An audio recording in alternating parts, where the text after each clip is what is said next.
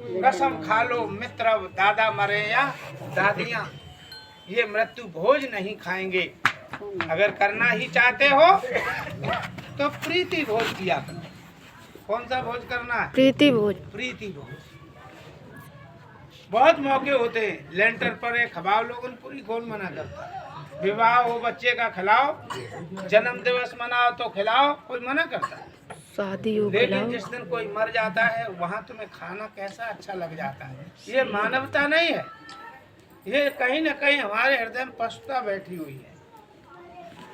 मानवता नहीं है, मानवीय दृष्टि से ये बिल्कुल ठीक नहीं है, और वेद शास्त्रों की दृष्टि से भी ठीक नहीं है, क्योंकि 4 वेद 6 शास्त्र 18 पुराण में कहीं भी वर्णन नहीं है कि मरने के बाद भोज होना चाहिए।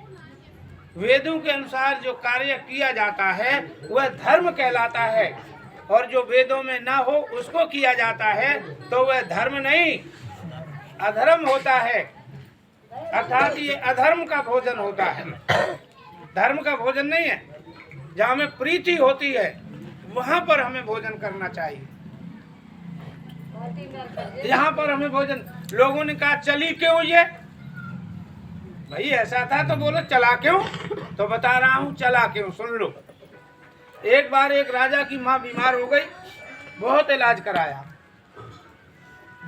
कराया, लेकिन डॉक्टरों को पता लग जाता है कि अब ये कितने दिन चलेगी। तो डॉक्टर ने कहा कि राजा साहब अब माँ को घर ले जाओ, इनकी सेवा कर लो। क्यों कि अब तो अंत में। राजा घर लाया, और आपको पता है घर में जब डॉक्टर कह देता घर ले जाओ तो सारे घर के लोग उसको पूछते हैं।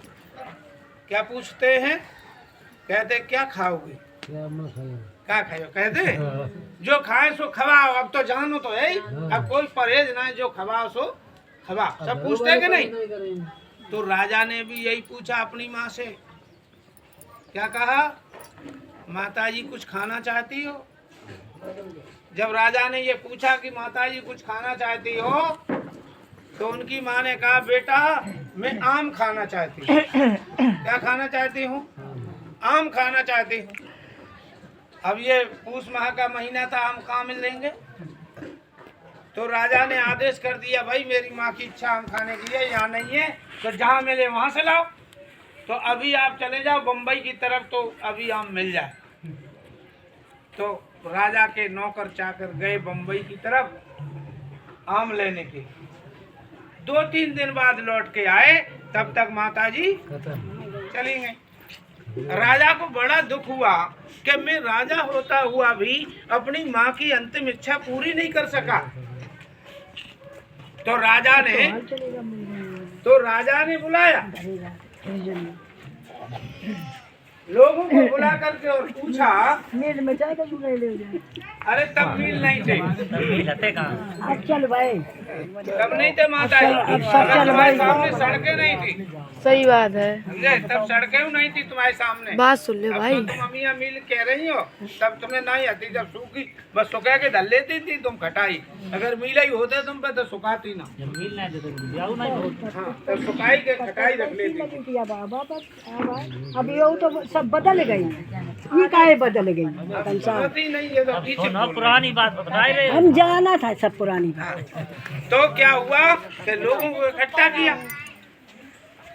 आज इकट्ठा किया तो उनसे पूछा कि भाई बताओ राजा साहब क्या दिक्कत।